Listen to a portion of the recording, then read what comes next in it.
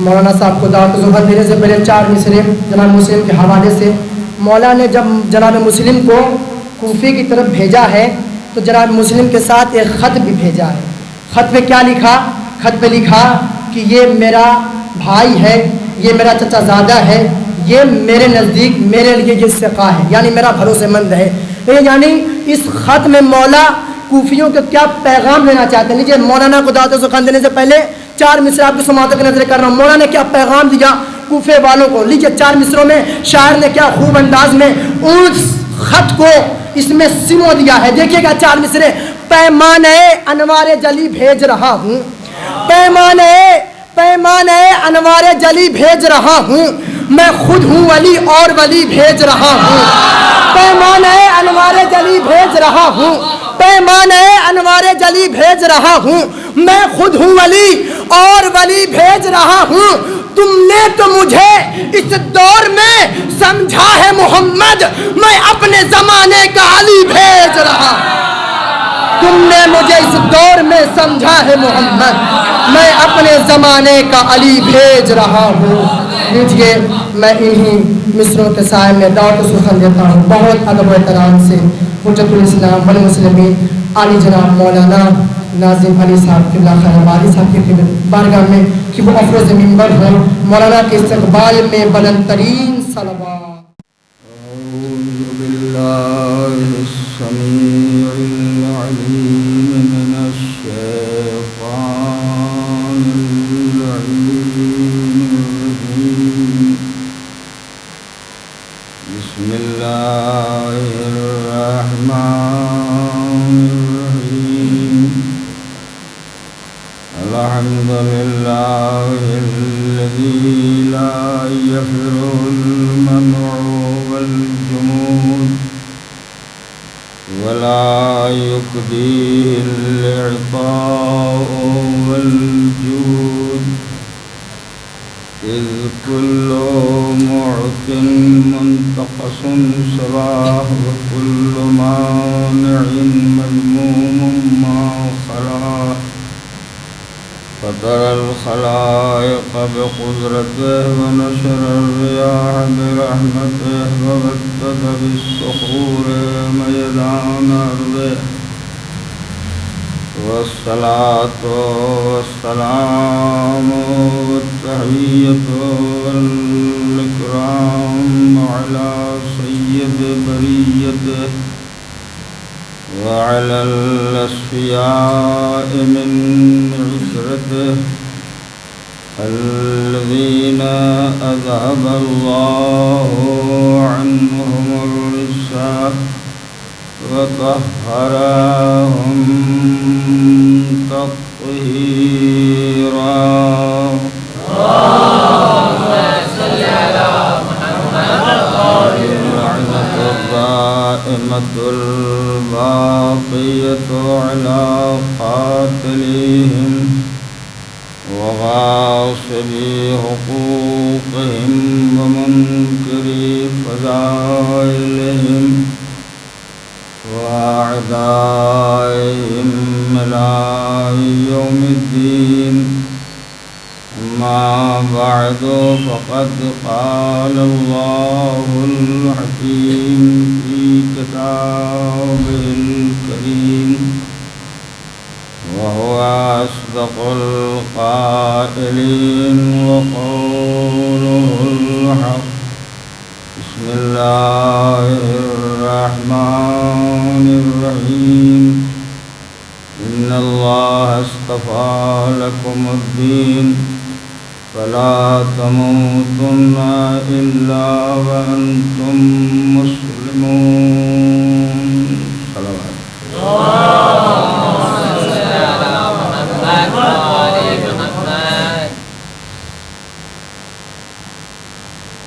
قرآن مجید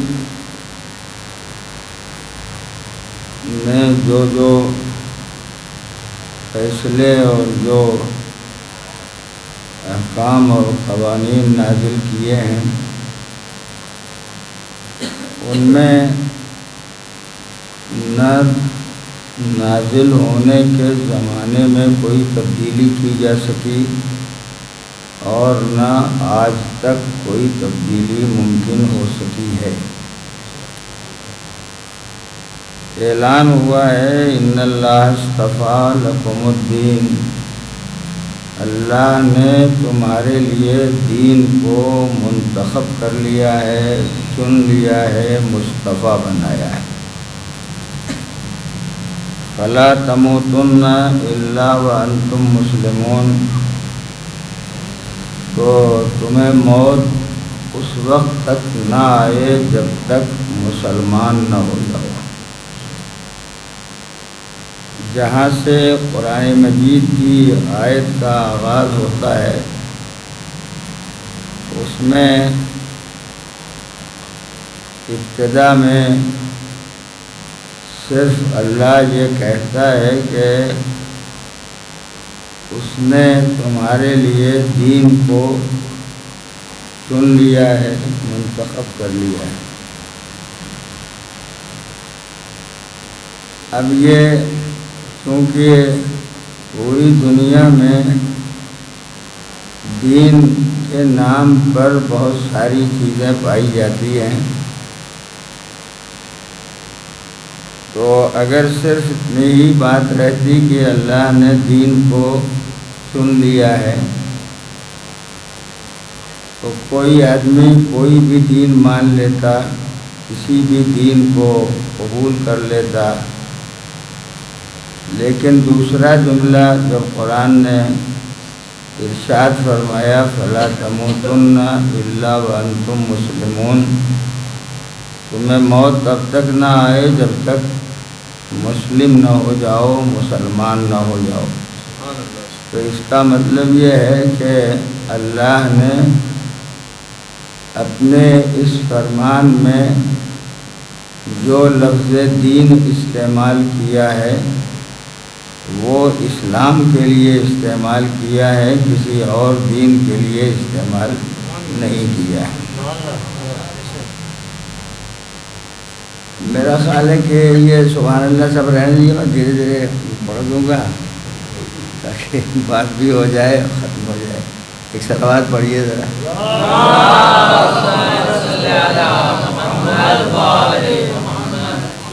جب زیادہ سبحان اللہ کہنے لگیں گے اور زیادہ صلوات یہ بچے ہمارے پڑھنے لگیں گے تو فطری طور پر کہیں نہ کہیں سے جوش کی کیفیت دل میں پیدا ہو جائے گی، اور اس کی بنا پر میں تھکا ہارا مسافر کچھ نہ کچھ کہنے پر مجبور ہو جاؤں گا اور سنانے پر مجبور ہو جاؤں گا۔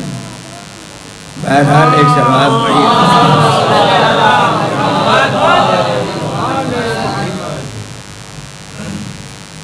اور یہ عام طور پر کتابوں میں بھی لکھا جاتا ہے اور مقررین اپنی تقریروں میں بھی کہتے ہیں، ادیان و مذاہب۔ تو ادیان کا لفظ جمع ہے دین کی، مذاہب مذہب کی جمع ہے، دین صرف ایک ہے، ایک کے علاوہ کوئی دین نہیں ہے۔ اسی طرح مذہب بھی صرف مذہب اہل بیت ہے، اس کے علاوہ کوئی مذہب نہیں ہے۔ لوگوں نے اگر اپنے اپنے بنائے ہوئے طریقوں کو دین کا نام دے دیا، یا جس راستے پر وہ چل رہے تھے اس کا نام مذہب قرار دے دیا، تو یہ ان کا بنایا ہوا دین ہوگا، ان کا طے کیا ہوا راستہ ہوگا۔ اصل خدا کے نزدیک دین صرف ایک ہے، اس کے علاوہ کوئی دین نہیں ہے۔ اور قرآن مجید میں بھی لفظ دین واحد استعمال میں آیا ہے، جمع استعمال میں نہیں آیا ہے۔ جہاں جہاں خداوند عالم نے اپنی کتاب میں فرمایا تو یا تو یہ کہا ان الدین عند اللہ الاسلام، دین اللہ کے نزدیک اسلام ہے۔ دوسرے موقع پر فرمایا من یبتغی غیر الاسلام دینا فلن یقبل منہ، جو اسلام کے علاوہ بطور دین کسی چیز کو مانے گا اللہ اسے ہرگز قبول نہیں کرے گا۔ تو دین ہے ایک، ہماری اردو زبان کی کمزوری کہیے یا دوسری زبانوں کا نقص کہ ہم سمجھانا کچھ اور چاہتے ہیں اور لفظ کسی اور طرح کا استعمال کرتے ہیں۔ چاہتے ہیں کہ دین خدا کے مقابلے میں جو دوسرے قوانین، اصول اور ضوابط بنائے گئے جس کو دین کہتے ہیں وہ اصل دین نہیں ہے، دین صرف اللہ کا بھیجا ہوا دین اسلام ہے، مگر جو طریقے ہم بیان کرتے ہیں اس کو بھی دین کا نام دے دیتے ہیں، مذہب کا نام دے دیتے ہیں۔ اس کی بنا پر فکریں بھی پریشان ہوتی ہیں، عقلیں بھی پریشانی کا شکار رہتی ہے کہ جب اتنے ادیان ہیں، اتنے مذاہب ہیں، تو کسی بھی دین کو قبول کر لیا جائے تو دین کا ماننے والا دیندار کہلائے گا، مذہب کا ماننے والا مذہبی کہلائے گا۔ لیکن حقیقت یہ ہے کہ کسی بھی دین کو مان لے آدمی اسلام کے علاوہ تو وہ دیندار کہلانے کا مستحق نہیں ہوگا، کسی بھی مذہب کو مانے تو وہ مذہبی کہلانے کا مستحق نہیں ہو سکتا ہے۔ یہ فیصلہ قرآن مجید کا بھی ہے، یہ فیصلہ احادیث پیغمبر کا بھی ہے۔ تو جب خدا یہ کہتا ہے کہ اللہ نے تمہارے لیے دین کو منتخب کر لیا ہے، چن لیا ہے، تو ایک فیصلہ آدمی کو کرنا پڑے گا۔ چننے والا جتنا اہم اور عظیم ہوتا ہے اس کی چنی ہوئی چیز بھی اتنی ہی اہم اور اتنی عظیم ہوتی ہے۔ اللہ سے بڑا کوئی نہیں۔ تو یہ تو کہہ دیا جاتا ہے اللہ اکبر جب کہتے ہیں کہ اللہ سب سے بڑا نہیں، سب سے تو لگانا ہی بیکار ہے، صرف کہنا چاہیے کہ اللہ ہی بڑا ہے، اس کے علاوہ کوئی دوسرا بڑا نہیں ہے۔ اور سب سے بڑے میں تو کچھ بڑے بڑے لوگ ہوں گے، ان میں نکال لیا جائے گا یہ سب سے بڑا ہے، لیکن بس خدا بڑا ہے، اس کے علاوہ کوئی بڑا نہیں ہے۔ اور ہماری زبان میں تو استعمال میں آتا ہے جس کے پاس دولت ہو جائے وہ بڑا، جس کے پاس مال آ جائے وہ بڑا، جس کے پاس اقتدار آ جائے وہ بڑا، جس کے پاس حکومت آ جائے وہ بڑا، جس کے پاس دولت ہو وہ بڑا، جس کے پاس پورا جرگہ ہو وہ بڑا، جس کے پاس پورا گروہ ہو وہ بڑا۔ یہ بڑے نہیں ہیں، بڑے نہیں ہیں، یہ برے ہیں۔ اس پر صرف ایک توئے لگا دی گئی ہے تو وہ برے بڑے ہو گئے، ورنہ مال آدمی کو بڑا نہیں بناتا، دولت آدمی کو بڑا نہیں بناتی، اقتدار آدمی کو بڑا نہیں بناتا۔ بڑا وہی ہوتا ہے جو ہر حال میں بڑا ہو، ہر حال میں بڑا ہو۔ مالدار مال کے ساتھ بڑا کہلاتا ہے، مال چھین لو بڑا نہیں رہ جائے۔ دولت مند دولت کے ساتھ بڑا کہلاتا ہے، دولت لے لو اب بڑا نہیں رہ جائے گا۔ اقتدار والا اقتدار کے ساتھ بڑا کہلاتا ہے، اقتدار سے ہٹا دو وہ بڑا نہیں رہ جائے گا۔ حکومت والا حکومت کے ساتھ بڑا کہلاتا ہے، چھین لو حکومت اب بڑا نہیں رہ جائے گا. نہیں اور آسان کر دوں یہ لفظ، جب تک حکومت اور دولت کے تخت و تاج سمیت کسی کرسی پر بیٹھا ہوا ہے تب تک یہ بڑا ہے، اور جیسے ہی اٹھ کے اپنے گھر میں آیا تو جیسے سارے گھر والے ویسے ہی ہے، اب بڑا نہیں ہے. اس کا مطلب یہ ہے کہ بڑا ہونے کا تعلق دولت سے تھا، مال سے تھا، اقتدار سے تھا. یہ چھین لیا گیا تو اب بڑا نہیں ہے. بڑا صرف وہی ہوتا ہے جو دولت لے کے بڑا نہیں ہوتا، مال جمع کر کے بڑا نہیں ہوتا، اور اقتدار حاصل کر کے بڑا نہیں ہوتا ہے. اقتدار کا دینے والا بڑا ہوتا ہے، مال کا عطا کرنے والا بڑا ہوتا ہے، دولت کو دینے والا بڑا ہوتا ہے، اور دولت و مال و اقتدار و حکومت کا دینے والا سوائے پروردگار کے کوئی دوسرا نہیں ہے. وہی دیتا ہے، وہی عطا کرتا ہے. وہ دینا چاہے تو فقیر کو مالدار بنا دے، وہ عطا کرنا چاہے تو بے کس کو بہترین مال کا مالک بنا دے، اور نہ دینا چاہے تو ذرا لگام کھینچ لے تو دولت بھی دھری رہ جائے، مال بھی رکھا رہ جائے، اقتدار بھی مٹ جائے، سب کا سب ختم ہو جائے. کل کا فرعون آج صرف شکل و صورت میں ممی کر کے رکھا ہوا ہے. اب نہ کوئی خدا مانتا ہے، نہ کوئی اس کو بزرگ مانتا ہے، نہ کوئی بڑا مانتا ہے، نہ کوئی اس کے سامنے جھکنے کے لیے تیار ہے. کیوں؟ اس لیے کہ جب تک حکومت تھی تب تک مان رہے تھے، جب حکومت ختم ہو گئی اب نہیں مان رہے ہیں. مگر مذہب اسلام اور دین پروردگار کے جتنے بڑے ہیں وہ کل بھی بڑے تھے، آج بھی بڑے ہیں. کل بھی بڑے تھے، آج بھی بڑے ہیں. صرف مثال کے لیے جلدی دو چار باتیں گزارش کر دیتا ہوں. کل بھی بڑے تھے، آج بھی بڑے ہیں. یہاں بھی بڑے، وہاں بھی بڑے، دنیا کے ہر گوشے میں بڑے، دنیا کے ہر کونے پر بڑے، 5 وقتوں میں بڑے، نماز کے اوقات میں بڑے، حالت عبادت میں بڑے، عبادت سے ہٹ کے بھی بڑے.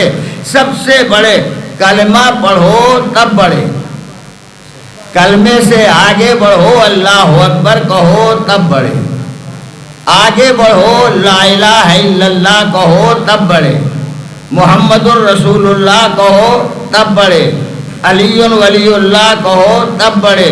اور بڑا وہی ہوتا ہے جو ہر محل پر، ہر موقع پر، ہر حال میں بڑا رہتا ہے، وہی بڑا ہوتا ہے. کسی کے ذریعے بڑا ہونے والا واسطوں سے بڑا کہلاتا ہے. واسطہ چھین لیا جائے تو بزرگی اور بڑکپن ختم ہو جاتا ہے. اللہ اس بڑی ذات کا نام ہے، نہ اس کا بڑکپن کسی وجہ سے ہے، نہ کسی واسطے سے ہے، نہ کسی ذریعے سے ہے.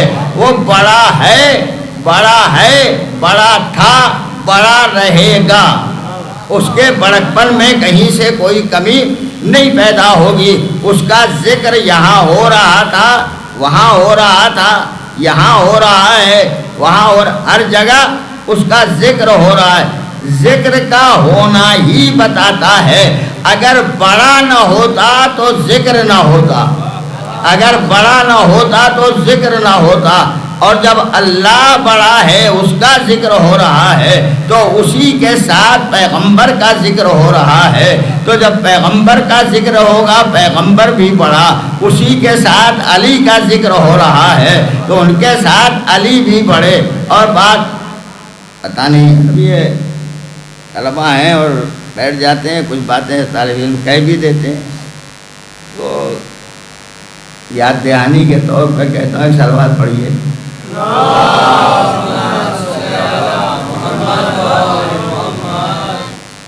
دو لفظیں ایسی ہیں کہ جن کو کوئی بگاڑ نہیں سکتا، بگاڑ نہیں سکتا، بگاڑے بھی تو صحیح رہے گا. باقی جتنی لفظیں ہیں جب آدمی بولتا ہے تو ابھی طلبہ بھی ہیں اس لیے وہی لفظ استعمال کر دوں.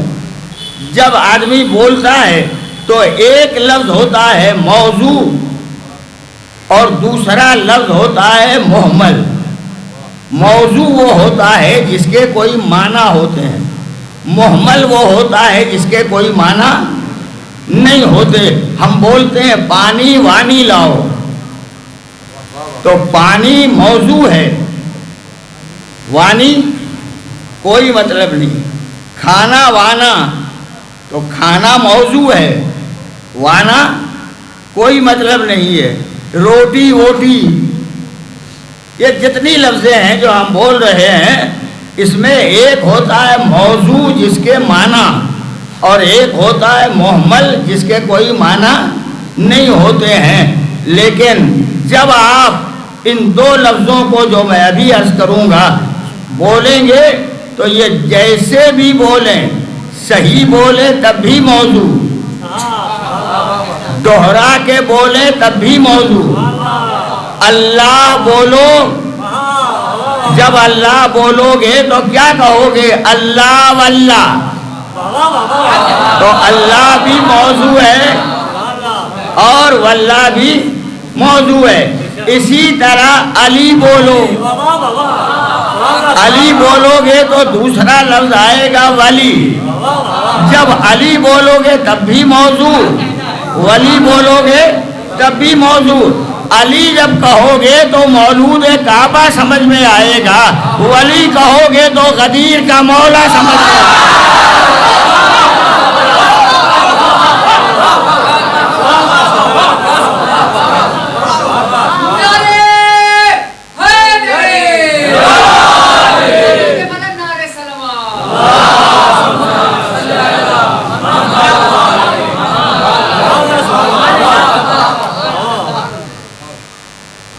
طالب علم سبحان اللہ بہت اچھا کہہ لیتے ہیں یار،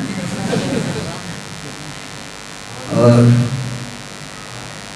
بہت اچھی تربیت ہے کہ سبحان اللہ بہت اچھا کہتے ہیں اور سب کے سب ایک ساتھ بول دیتے ہیں. ایک صلوات پڑھیے.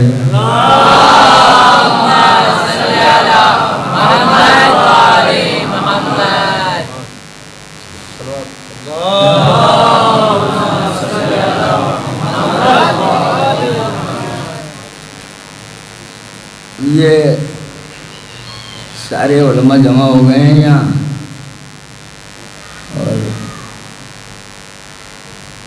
صاحبان فضل ہیں. میں تو ٹوپی والا آدمی شیروانی پہنے ہوئے اس کو یہاں بٹھا دیا گیا ہے، تو بیٹھ جاؤں تو کچھ نہ کچھ بس کروں گا. ایک مزید صلوات پڑھ دیجیے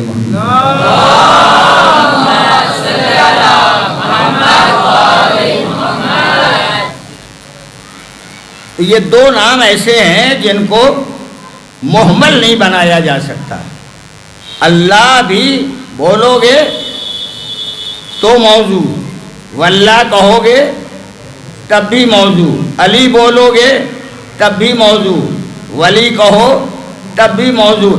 اس میں کوئی تبدیلی کرنے والا چاہے بھی تو تبدیلی نہیں کر سکتا. اپنی زبان خراب رکھنے والا بھی اگر چاہے کہ لفظ اللہ کو محمل کر دے تو نہیں کر سکتا. زبان کی لکنت رکھنے والا بھی اگر علی کو خراب کرنا چاہے، محمل بنانا چاہے تو نہیں بنا سکتا. قدرت نے آواز دی ہے، میں نے علی کو ایسا بنایا ہے، ایسا بنایا ہے، ایسا صاحب عظمت بنایا ہے کہ اس کی عظمتوں کو چھپانے والے چھپ کے خود مر گئے مگر اس کی فضیلتیں چھپائی نہیں جا سکتی، اس کے حالات کو چھپایا نہیں جا سکا. اور جب میں یہ بات پڑھتا ہوں تو کبھی کبھی یاد آ جاتا ہے کہ یہ سیدھی سیدھی باتیں ہیں. کوئی بیان کیا ہے حدیثوں میں کہ پورا قرآن سورہ حمد میں، سورہ حمد بسم اللہ میں ہے، بسم اللہ بے میں ہے. اور جب یہ حدیث بیان ہو رہی تھی تب علی نے کہا تھا وَأَنَا النُّقْطَةُ تَحْتَ الْبَاءِ، میں ہی وہ نقطہ ہوں جو بے کے نیچے دیا جاتا ہے، میں ہی وہ نقطہ ہوں. میں بالکل اطمینان سے یہ بات پڑھتا ہوں، جب بھی کوئی لکھنے والا لکھنا شروع کرے گا تو نقطہ ہی پہلے بنتا ہے. قلم رکھیے، جیسے ہی کاغذ پہ قلم رکھا نقطہ بن گیا. لکھنے والا محتاج ہے، جب تک نقطہ بنائے گا نہیں تب تک تحریر مکمل نہیں کر سکتا. جب محتاج ہے نقطے کا تو جو اپنی تحریر میں نقطے کا محتاج ہو وہ خدا کے قرآن کے پڑھنے میں نقطے کے بغیر کیسے پڑھ لے گا؟ بغیر نقطے کے پڑھ نہیں سکتا. اور پھر بے کے نیچے دیا جاتا ہے نقطہ. اب یہ علماء تشریف فرما ہیں اور بچوں سے اور علماء سے معذرت کے ساتھ یہ کہتا ہوں، کچھ نحو کی کتابیں جو پڑھائی جاتی ہیں تو اس میں یہ بتایا جاتا ہے کہ بے اتنی معنی کے لیے استعمال میں آتا ہے.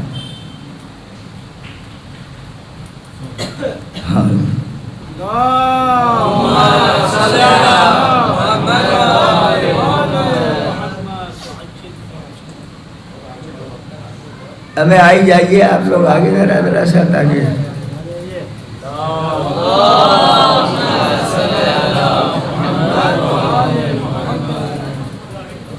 مثلا شرح میت پڑھائی جاتی ہے 100 عاملوں کی شرح ہے جس کو شرح میت کہا جاتا ہے.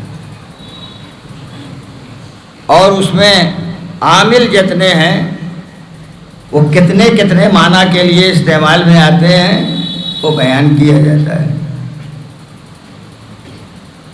تو بے مثلا اتنے معنی کے لیے استعمال میں آتا ہے. حروف جار جو ہیں، اتفاق یہ ہے کہ میں نے کبھی دیکھا نحو کی کتاب مغنی، مشہور کتاب ہے، اس میں صاحب کتاب نے لکھا ہے کہ بے 14 معنی کے لیے استعمال میں آتا ہے. بے 14 معنی کے لیے استعمال میں آتا ہے. بے ہے کون؟ پورا قرآن سمٹ کے آ گیا ہے بے میں، اور بے کا نقطہ ہے علی. نقطہ جب تک بے پہ لگایا نہ جائے تب تک پڑھا نہیں جا سکتا. تو یہ بات کہنا بہت آسان ہے کہ جب تک واسطہ اور رابطہ علی سے نہ کرے گا آدمی اس وقت تک قرآن پڑھ نہیں سکتا. اس لیے کہ بسم اللہ سے آغاز ہوتا ہے تو پڑھ نہیں سکتا. اور بے 14 معنی کے لیے استعمال میں آتا ہے. چھوٹی سی بے لکھی ہوئی ہے، اس کے اندر 14 معنی ہیں، 14 معنی اس کے اندر چھپے ہوئے ہیں. یوں لفظ بدل کے کہہ دوں کہ ایک علی کی ذات 14 معنی کا مجموعہ ہے. 14 معنی اس کے اندر پائے جاتے ہیں. اب وہ معنی کا نام جو بھی دے دیا جائے، ورنہ کہا گیا شرح میت میں کہتے ہیں الباء للاستعانہ، بے مدد حاصل کرنے کے لیے آتا ہے. اور بھی زائد ہے، یہ ہے، وہ سب بیان کیا گیا ہے. تو معنی الگ الگ 14 معنی ہیں اس کے اندر. لفظ سمیٹ کے یہ فقرہ آپ کی خدمت میں گزارش کر دوں کہ ایک اگر با نہ ملا تو قرآن شروع نہیں کر سکتے.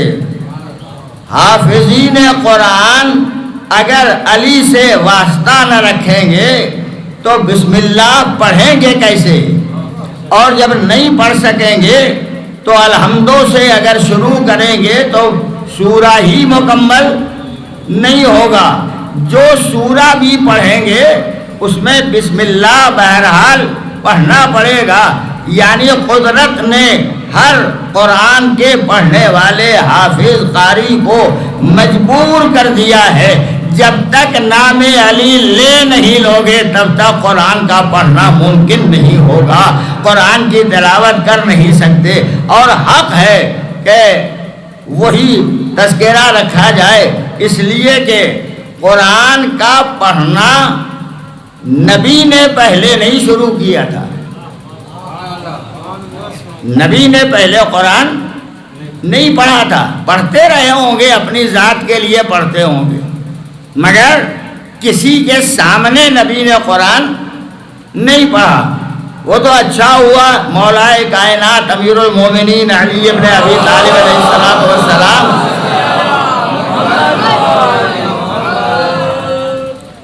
خانہ کعبہ میں، صحیح بول رہا ہوں، خانہ کعبہ میں، جلدی بتائیے،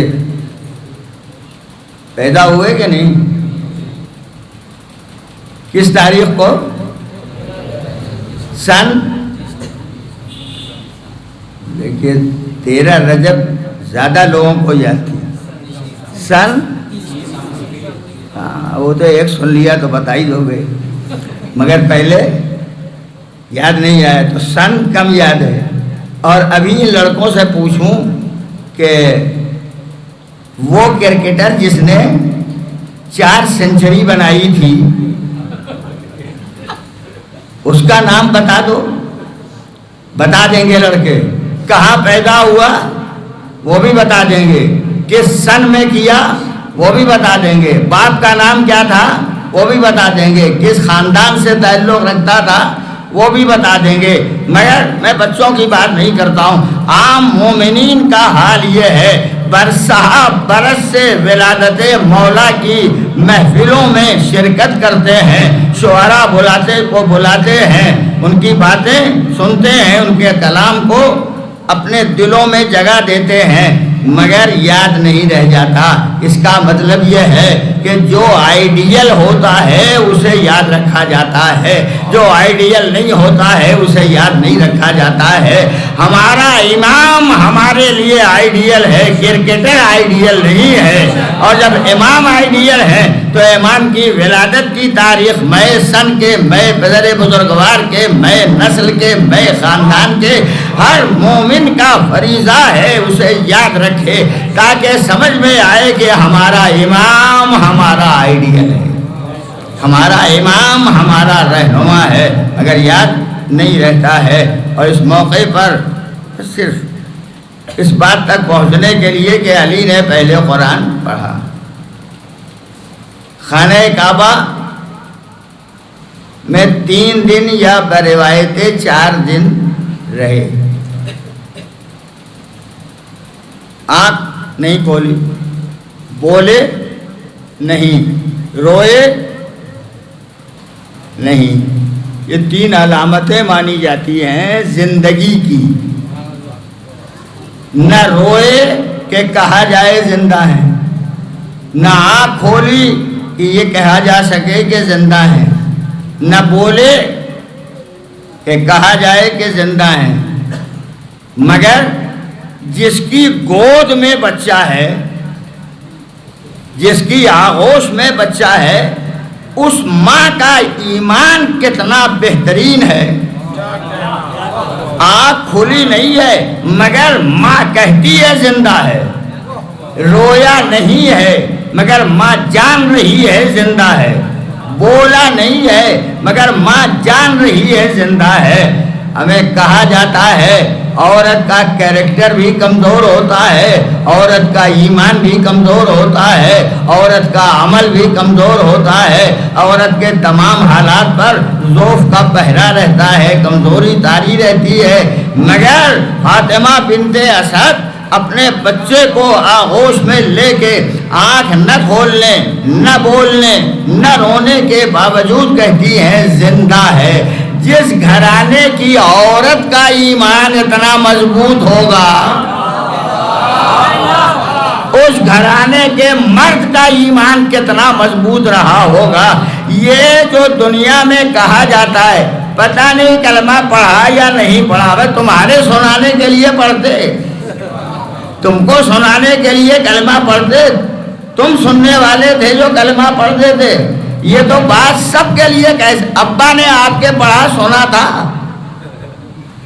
دادا نے پڑھا سنا تھا، پر دادا لکڑ دادا سکڑ دادا یہ سب جتنے گزرے ہیں انہوں نے پڑھا، آپ نے سنا کہ نہیں سنا تو نہیں، مگر سب کہتے ہیں کہ مومن تھے، لہذا ہم مان رہے ہیں. ہم کون ہے کہنے والے؟ گناہ کرتے ہیں کہ نہیں، خطائیں ہیں کہ نہیں، غلطیاں ہوتی ہیں نہیں ہوتی. یہ سارے غلط کار گناہگار مل کے باپ دادا کے بارے میں فیصلہ کر دیں یہ مومن ہیں تو ہم مان لیں. جس کو نبی مومن کہہ دے، جس کو ائمہ مومن کہہ دیں، جسے معصومین مومن کہہ دیں، ہم ماننے کے لیے تیار نہیں ہوتے ہیں. کیوں نہیں مان رہے ہیں؟ اصل میں راز صرف اتنا ہے، راز صرف اتنا، نور کو نور ہی مانتا ہے، نور کو نور ہی مانتا ہے، ظلمت نہیں مانتی، نور کو تاریکی نہیں مانتی ہے. تو تاریکیوں میں گھرا ہوا انسان وہ چاہتا ہے نورانی مخلوق کی معرفت حاصل کر لے. یہ ممکن نہیں ہے. ایمان کو پہچاننے کے لیے پہلے خود ایماندار بنے تو ایمان پہچانا جائے گا. اسی لیے کہا گیا ہے روایتوں میں، جو سلمان ہیں وہ پہچانتے ہیں، جو ابو ذر ہیں وہ پہچانتے ہیں، جو مقداد ہیں وہ پہچانتے ہیں، جو درمہ ابن عدی ہیں وہ پہچانتے ہیں، رشید حجری پہچانتے ہیں، مالک اشتر پہچانتے ہیں، چھٹا امام میرا پہچانتا ہے، ائمہ طاہرین پہچانتے. نہیں پہچانتے تو یہ کون عرب کی گندی نالیوں میں پیدا ہو گئے اپنا زبردستی تاج اپنے سر پر رکھنے والے یہ نہیں پہچانتے. گندی نالیوں میں بہتے ہوئے کیڑوں کی طرح زندگی بسر کرنے والے یہ نورانی مخلوق کا اندازہ نہیں لگا سکتے ہیں. نور کو نور پہچانے گا، جب نور کو نور پہچانے گا، ایمان کو ایمان پہچانے گا، عدالت کو عدالت پہچانے گی، نفس کو نفس پہچانے گا، زندگی کو زندگی پہچانے گی، حیات کو حیات پہچانے گی، کمال کو کمال پہچانے گا. لہذا نفس چاہے کہ کمال کو پہچان لے یہ ممکن نہیں ہے. ایک چھوٹا سا بچہ اس سے پوچھو جوانی کیا ہے بتائے گا؟ نہیں بتائے. کیوں؟ اس لیے کہ جوانی کا تجربہ نہیں ہے. جوان سے پوچھو بڑھاپا کیا ہے، نہیں بتا پائے گا، اس لیے کہ بڑھاپے تک پہنچا نہیں ہے. البتہ بوڑھا بچپنا بھی بتائے گا، جوانی بھی بتائے گا، نوجوانی بھی بتائے گا. کیوں؟ اس لیے کہ وہ اس منزل سے گزر چکا ہے. تو جو ایمان کی منزلوں سے گزر جاتا ہے وہی مومن کو پہچانتا ہے، دوسرا کوئی نہیں پہچان سکتا. ایک صلوات پڑھ دیں محمد.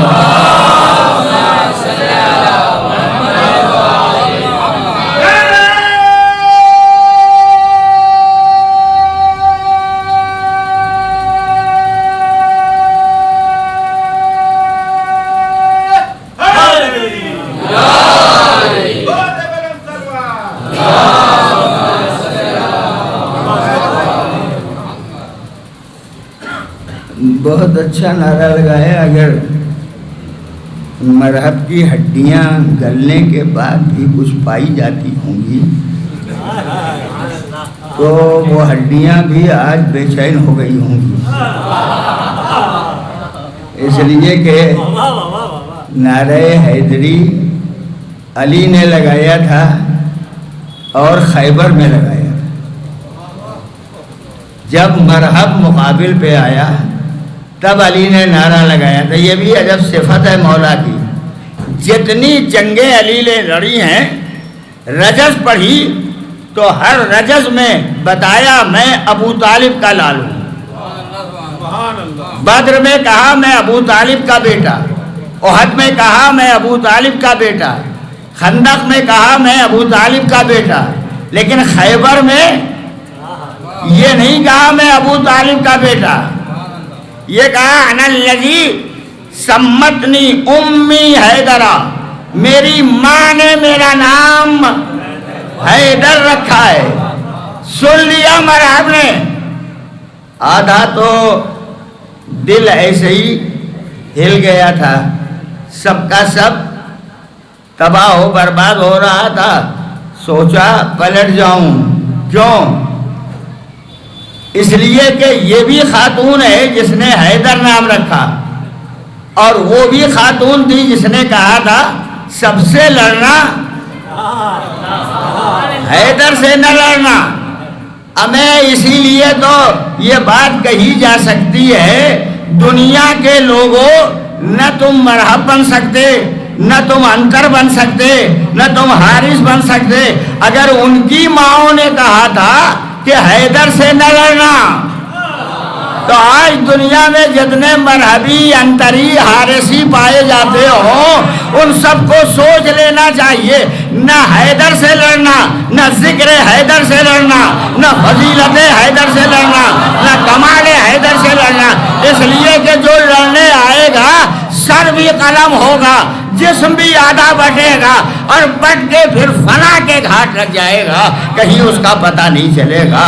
یہ تاریخ کا فیصلہ ہے.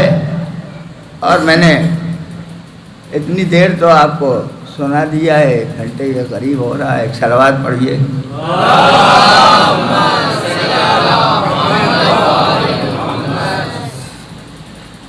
اب جو آیت میں نے پڑھی ہے اس کے ذیل میں کچھ باتیں گزارش کر دوں. قرآن کی آواز ہے ان اللہ اصطفیٰ لکم الدین, اللہ نے تمہارے لیے دین کو چن لیا. چننے والا ہے اللہ, اور جس کو چنا ہے اس کا نام ہے دین. الحمدللہ ہم نے جس سلسلے کو مانا ہے اس میں سب اللہ کے چنے ہوئے بندوں کا منتخب کیا ہوا کوئی نہیں ہے. آیت پڑھتے چلے جائیے اندازہ ہوتا چلا جائے گا. ایک جگہ قرآن کہتا ہے ان اللہ اصطفیٰ آدم و نوحً وآل ابراہیم وآل عمران. 2 افراد کے چننے کا تذکرہ, 2 خانوادوں کے چننے کا تذکرہ. ابراہیم کو چن لیا, آل ابراہیم کو چن لیا, آل عمران کو چن لیا, یہ خانوادہ ہے. آدم کو چنا, نوح کو چن لیا. اور جب آدم و نوح کو چنا یہ افراد ہیں. آدم اول, نوح آدم ثانی. نوح کی نسل پھیلی جو پوری دنیا میں نظر آ رہی ہے. دیکھ لیجئے حام سام یافیس جو 3 اولادیں تھیں, کنعان کو چھوڑ دیجئے وہ تو آیا ہی نہیں بیچارہ, مگر جو کشتی میں آ گئے تھے اور جو بچے جناب نوح کی اولاد میں, ان سے یہ پوری دنیا آباد ہوئی. کچھ مشرق میں, کچھ مغرب میں, کچھ چاروں طرف پھیل گئے, آباد ہوئی یہ دنیا. مگر جو کشتی میں آئے وہ بچے, جو کشتی میں نہیں آ سکے وہ نہیں بچے. تو پڑھا جاتا ہے برابر. جناب نوح نے ایک روایت کے اعتبار سے 950 برس یا تو زندگی گزاری یا تبلیغ کی, اور 950 برس حیات اور تبلیغ کے دوران جب دشمن جناب نوح پر پتھر پھینکتے تھے اور پتھروں میں جناب نوح ڈھک جایا کرتے تھے,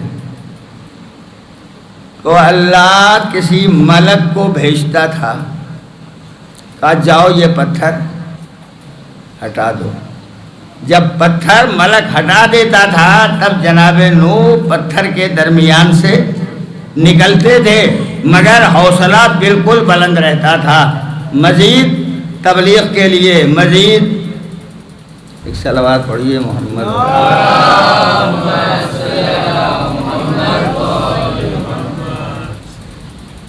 ایک اور صلوات پڑھیے.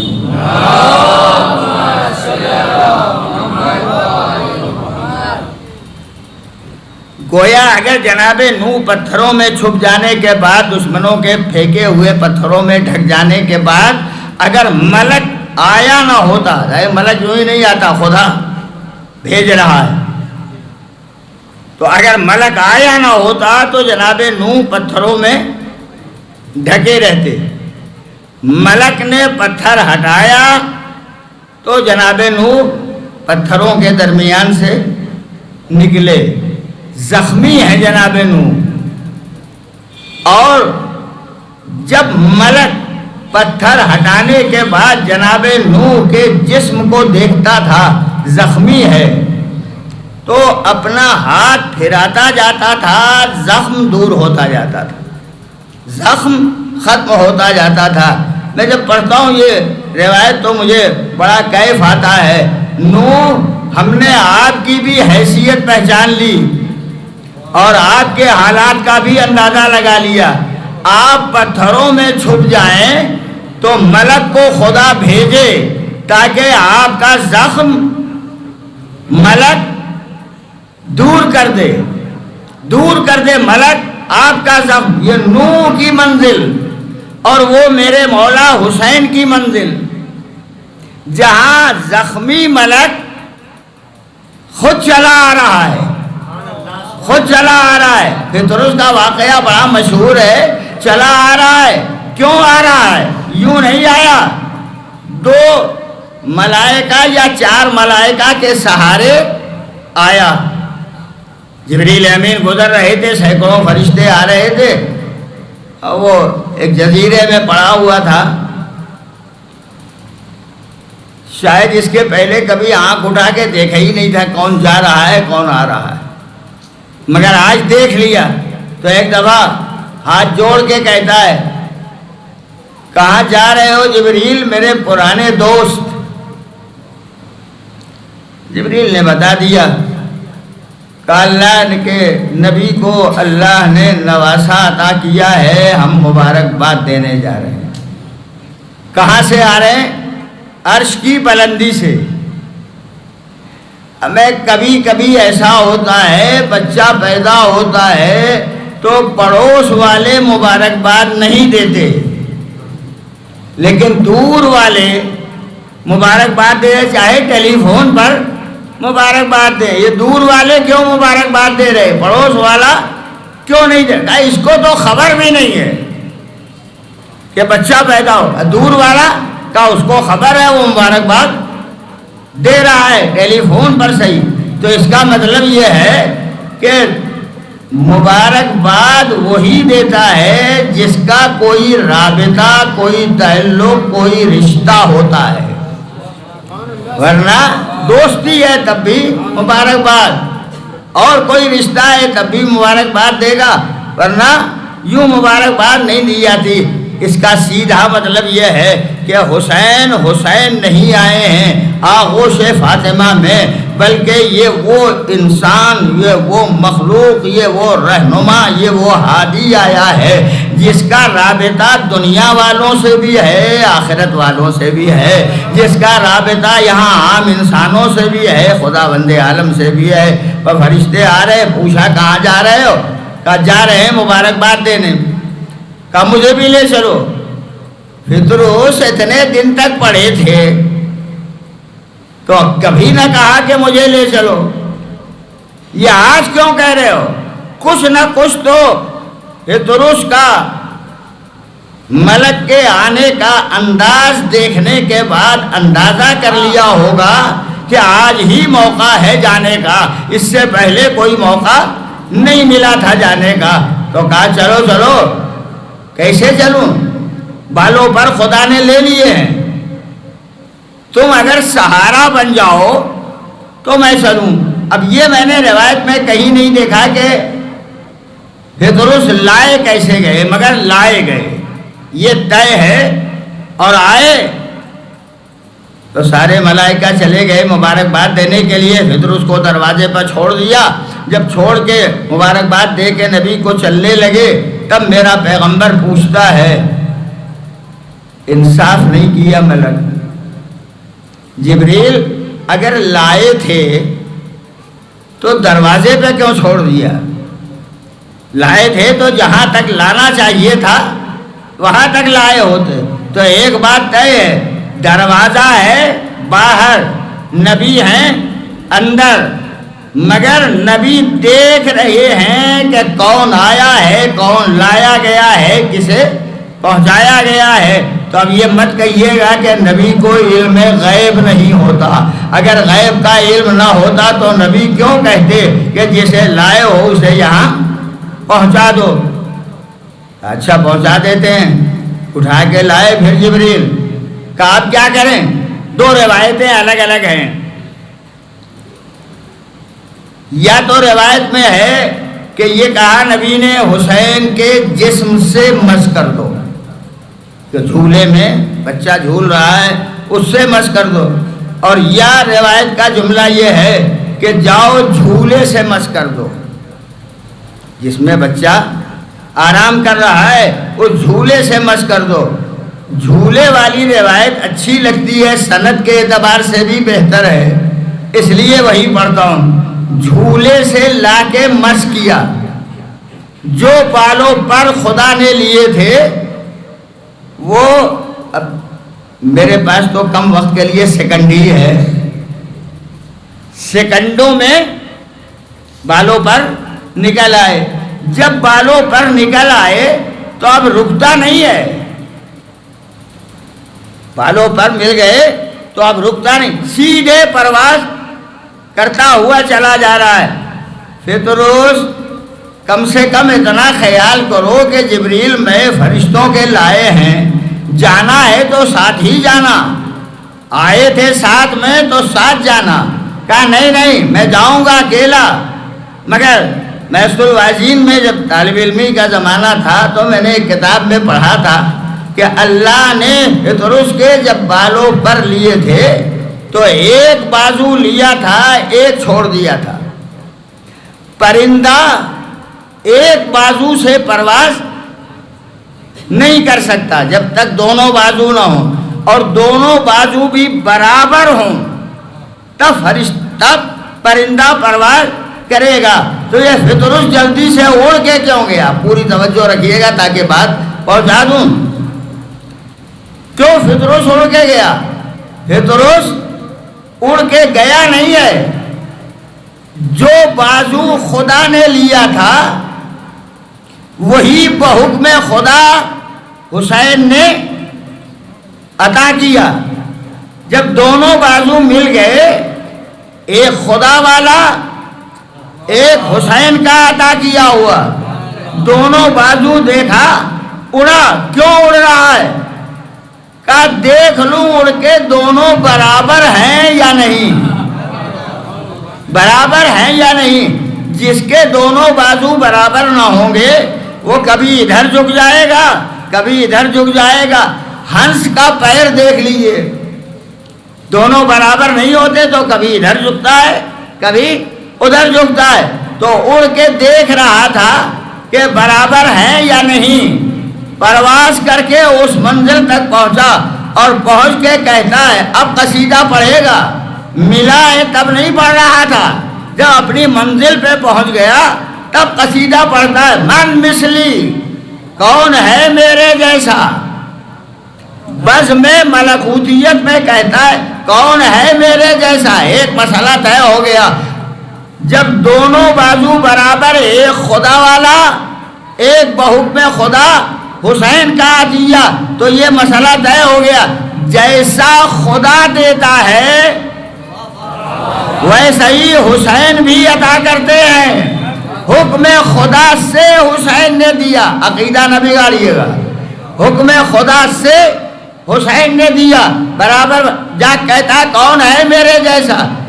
فردوس یہ نہ کہو یہی کہا تھا تو بازو لے لیے تھے، یہی کہا تھا تو بالوں پر خدا نے لے لیے تھے، کہا نہیں اب تو کہوں گا اور کہتا رہوں گا۔ علماء نے لکھا اب نہ رکوع کر رہا ہے، نہ سجدہ کر رہا ہے، نہ قیام کر رہا ہے، نہ تشہد پڑھ رہا ہے، بس ایک ہی ورد ہے، من مثلی انا عتیق الحسین، میرے جیسا کون ہے؟ میں حسین کا آزاد کردہ ہوں، حسین نے مجھے آزاد کیا ہے۔ اور فطرس نہ کہو کہیں ایسا نہ ہو خدا پھر لے لے۔ اگر آپ متوجہ ہیں تو میں فقرہ کہتا ہوں، کہیں خدا پھر لے لے، کہا ہاں ہاں خدا لے لے، لے لے، خدا اپنے ہی والا تو لے گا، نہیں توجہ نہیں کی نا آپ نے، لے گا تو اپنا والا لے گا نا، جو خدا کے حکم سے حسین نے دیا ہے وہ تو رہے گا۔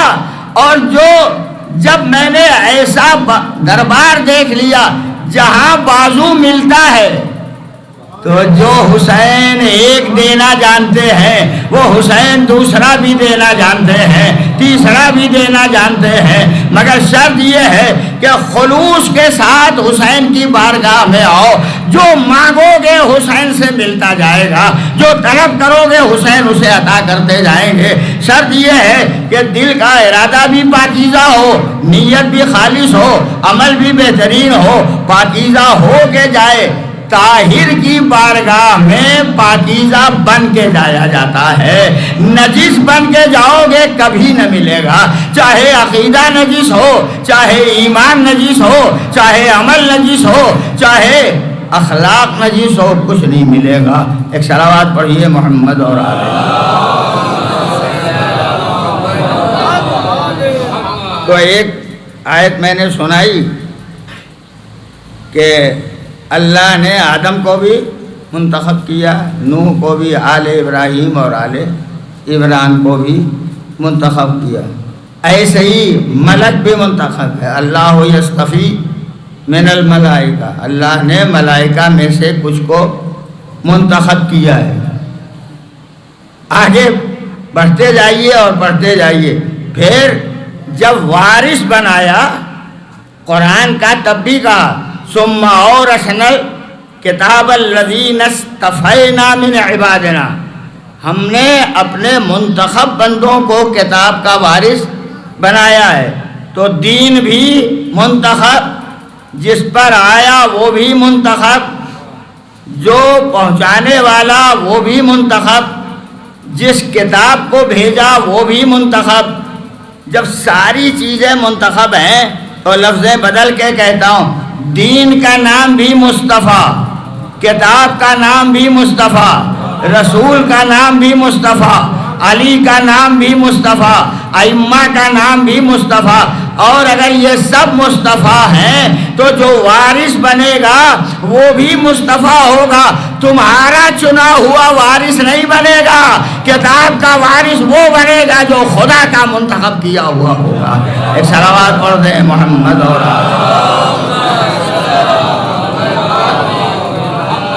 بس میں نے گفتگو ختم کر دی۔ اور جب جناب ابراہیم کے منتخب ہونے کا ذکر قرآن مجید نے کیا ہے تو یہ کہا ہے من یرغب عن ملت ابراہیم الا من صفح نفسہ، جو ملت ابراہیم سے اعراض کرے گا، دوری اختیار کرے گا، وہ وہی ہوگا جو بے وقوف ہوگا، بے وقوف ہوگا۔ کیوں؟ وَلَقَدِ اسْتَفَيْنَاهُ، ہم نے جناب ابراہیم کو مصطفیٰ بنایا، منتخب کیا ہے۔ تو جو وارث ہوتا ہے وہ بھی منتخب، جو دین کا لانے والا ہوتا ہے وہ بھی منتخب۔ اور جب سب منتخب ہیں تو ایسے ہی حسین نے اپنا قاصد بھی منتخب کیا اور بھیجا کوفے کی طرف، کوفے والوں کے مسلسل خطوط کے باوجود جب بھیجا ہے تو جانے کا نقشہ الگ ہے اور آخر حیات کا نقشہ الگ ہے۔ جب جناب مسلم پہنچے تھے نماز کے لیے مسجد کوفہ میں، تو کوفے کی مسجد بھری ہوئی تھی۔ جو جناب مسلم کے پیچھے نماز ادا کر رہے تھے یہ سوچ کے کہ یہ حسین کے بھیجے ہوئے قاصد ہیں، اور جب وہ دھیرے دھیرے ابن زیاد کی چالوں اور امور کی بنا پر وہ وقت آ گیا جب جناب مسلم کوفے کی مسجد میں اکیلے نماز پڑھ رہے تھے، اور جب مسجد کوفہ سے نکلے تو گلیاں بھی انجان تھیں، راستے بھی انجان تھے، ساری چیزیں انجان بنی ہوئی تھیں۔ جناب مسلم کوفے کی گلیوں میں گھومتے رہے، جنہوں نے کل تک نمازیں پڑھی تھیں وہ بھی نہیں پہچان رہے تھے، جو مسلم کے پیچھے چلنے والے افراد تھے کل تک وہ بھی نہیں پہچان رہے تھے۔ تھکے ہوئے جناب مسلم آخر ایک مومنہ کے دروازے پہ آ کے بیٹھ گئے۔ جب دروازے پر بیٹھ گئے تھوڑی دیر کے بعد مومنہ نے دروازہ کھولا، دیکھا ایک مسافر بیٹھا ہوا ہے، آواز دی، اے شخص اپنے گھر چلا جا۔ قسم ہے یہ لفظ میرے لیے کہنا آسان ہے، لیکن جناب مسلم کے لیے اس مومنہ کی زبان سے اس لفظ کا سننا آسان نہیں تھا، اس لیے کہ جس کا گھر نہ ہو وہ کہاں جائے، بس کہہ دیا گھر چلے جاؤ۔ زمانہ بڑا پرآشوب ہے، بڑے حالات خراب ہیں۔ مسلم کی تلاش میں ابن زیاد کے اشرار چاروں طرف گھوم رہے ہیں کہ کہیں مل جائیں تو انہیں گرفتار کر لیا جائے۔ مگر یہ بتاؤ تم ہو کون؟ کہا میں وہی مسلم ہوں جس کو لوگ ڈھونڈ رہے ہیں، میں عقیل کا لال ہوں، میں خاندان رسالت مآب سے ہوں، میں خاندان عصمت کے افراد میں سے ہوں، میں مسلم ہوں۔ مومنہ نے جیسے ہی سنا کہ مسلم ہے دروازہ کھولا، آپ اندر آ جائیے، کہیں کوئی آ نہ جائے جو دیکھ لے کہ مسلم اس دروازے پہ بیٹھے ہیں۔ اندر بلا لیا۔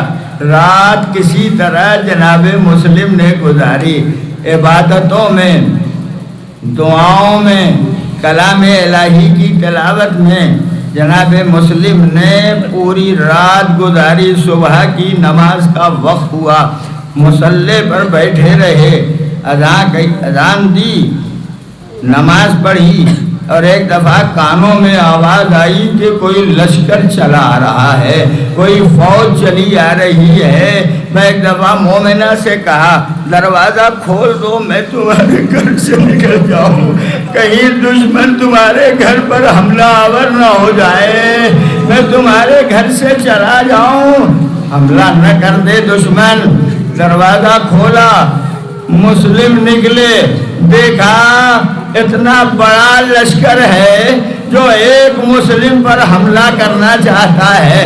مسلم اس بہادر، اس شجاع، اس ساون کا نام تھا جو تلوار چلا دے تو اڑتے ہوئے پرندے بھی مسلم کی تلوار سے بچ نہیں سکتے تھے، مگر اکیلے مسلم ہزاروں کا لشکر، اور لشکر دیکھنے کے بعد مسلم کی طاقت کا اندازہ کر کے بار بار ابن زیاد کو خبر دی جا رہی، اور لشکر بھیجو، اور لشکر بھیجو۔ کہا ایک مسلم کے لیے اتنا لشکر کافی نہیں ہے، کہا تم نے صرف بہادر سمجھا ہے، یہ علی کے گھرانے کی فرد ہے، یہ عقیل کا لال ہے، تم نے اس کی طاقت کا اندازہ نہیں لگایا، نہیں مسلم پر قابو پا سکے۔ آخر دھوکہ، فریب، جال استعمال کیا، ایک گڈھا کھودا، گڈھے کو برابر کیا، برابر کر کے فوج ادھر ادھر سے جاتی رہی۔ جب جناب مسلم قریب پہنچے اور اس گڈھے میں پیر پھسل گیا، جب گڈھے میں پہنچ گئے دشمنوں نے ایک دم سے حملہ کرنا شروع کیا۔ زخمی مسلم، اکیلا مسلم کیا کرتا؟ گرفتار کر کے ابن زیاد کے دربار میں لائے۔ دربار میں پہنچے، مسلم نے آواز دی، حاکم وقت پیاسا بہت ہوں، اگر جام آب مل جائے تو کچھ پیاس بجھ جائے۔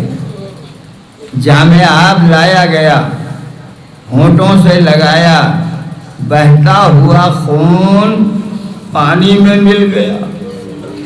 جب پانی خون سے مل گیا تو ایک دفعہ واپس کر دیا، کہا زندگی کی آخری سانس نجس غذا استعمال کر کے نہیں لوں گا، لو اسے واپس لے جاؤ۔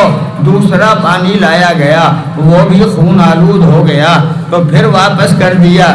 ہاں مسلم، جتنی بار بھی پانی آئے مگر تم پیاس اپنی اس پانی سے کیوں نہ بجھا سکے؟ عجب نہیں آواز دی دے مسلم، میرا امیر، میرا مولا، میرا آقا کل کربلا کے میدان میں پیاسا شہید کیا جائے گا، میں کیسے پانی سے اپنے حلق کو تر کر لوں؟ دربار میں رہے، جو بھی باتیں وصیتوں کی تھی وہ سب میں نے چھوڑ دی ہیں۔ حاکم نے حکم دیا جلاد کو بلاؤ، جناب مسلم کو بالائے بام لے جا کے مسلم کو کہ سر و تن میں جدائی پیدا کر دے۔ آتے ہوئے جلاد کو مسلم نے دیکھا، چلے ساتھ ساتھ، اور جب بام پہ پہنچے تو دوا آواز دی، جلاد اتنا موقع دے دے کہ میں 2 رکعت نماز ادا کر لوں، 2 رکعت نماز ادا کر لوں۔ جلاد نے اتنی دیر میں کردار مسلم کو دیکھ لیا تھا۔ یہ وہ فرد ہے جو اللہ سے کبھی غافل نہیں ہوا۔ میں اجازت دی، کہا ہاں ہاں پڑھ لیجئے۔ 2 رکعت نماز ادا کی اور جب ادا کر چکے آواز دی، آؤ جلاد، جو تمہیں حکم دیا گیا ہے وہ بجا لاؤ۔ ایک دفعہ تلوار چلائی، چاہتا تھا کہ سر اور تن میں جدائی پیدا ہو جائے۔ مسلم نے خود آواز دی، یوں نہیں میرا سر جدا کر سکو گے جلاد، یوں نہ جدا کر سکو گے، ذرا میرا سر سجدے میں رکھنے دو تاکہ تمہاری تلوار کا بھی زور رہے، میرے سجدے کی بھی طاقت رہے، تب میرا سر جدا ہوگا۔ سر سجدے معبود میں رکھا، جلاد نے تلوار چلائی، سر و تن میں جدائی پیدا ہوئی۔ جلاد نے بالوں میں انگلیاں ڈالی، ڈال کے ابن زیاد کے پاس لایا۔ ادھر جناب مسلم کا لاشا بام سے زمین پر پھینک دیا گیا۔ جب زمین پر آیا، ایک مقتل کا فقرہ مجھے ملا، جب مسلم زمین پر آئے تو ہڈیاں چور چور ہو گئی، چور چور ہو گئی۔ عجب نہیں، مسلم کو خدا آواز دیتا ہو، تم کوفے میں رہو گے، تمہارا لاشا پھینکا جائے گا، تب تمہاری ہڈیاں چور چور ہو جائیں گی۔ تمہارا آقا کربلا کے میدان میں لاشیں پڑی ہوں گی، گھوڑوں کی ٹاپوں سے پامال کیا جائے گا، تب لاشا اس عالم میں ہوگا۔ حکم دیا مسلم کے پیر میں رسی باندھی جائے، بچوں سے کہو کوفے کی گلیوں میں مسلم کا لاشا پھیراتے رہے۔ میں کیسے عرض کر دوں عزیزو، رسی باندھی گئی، بچوں کے ہاتھ میں دی گئی، لاشا بچے لے کے گلیوں میں پھرتے رہے۔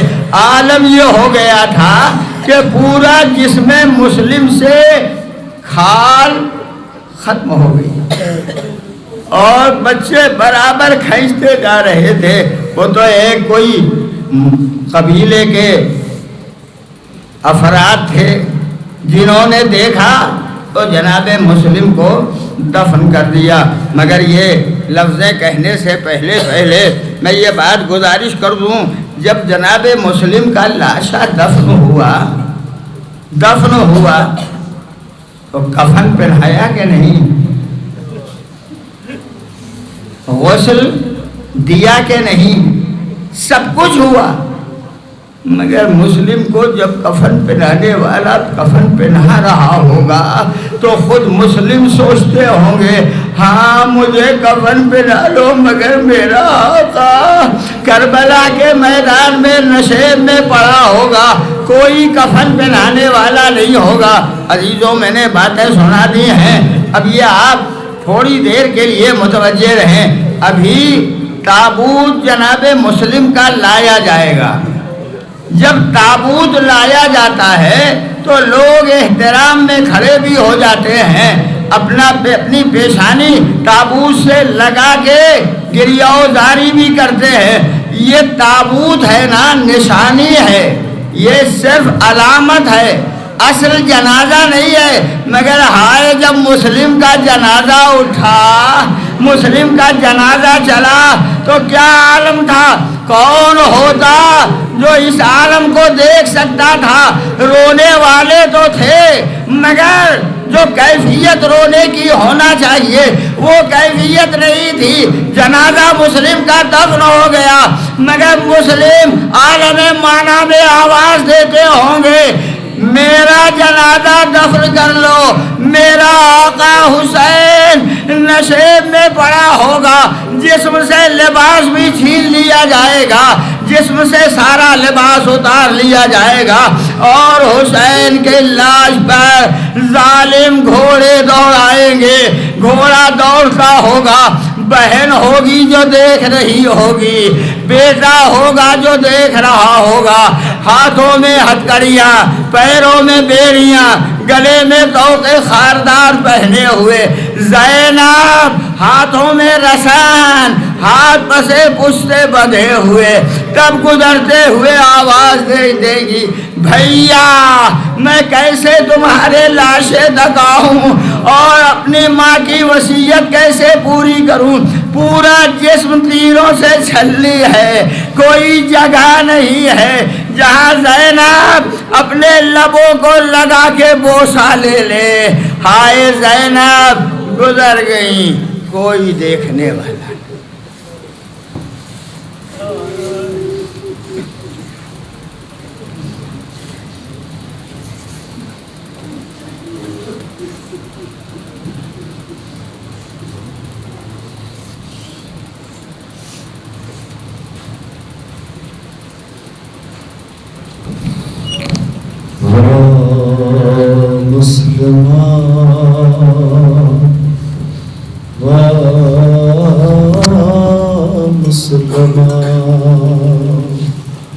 کوفہ میں قتل ہو گئے مسلم بن عقیل،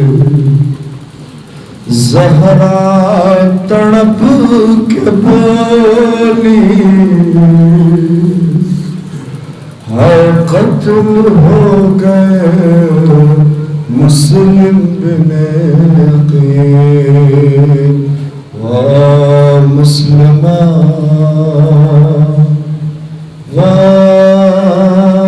مسلمہ مسلمہ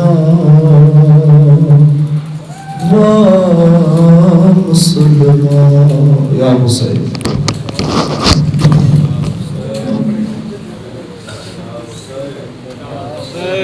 حسین حسین حسین حسین حسین حسین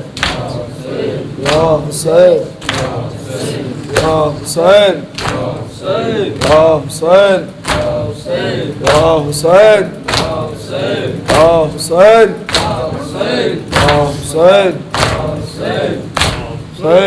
حسین حسین حسین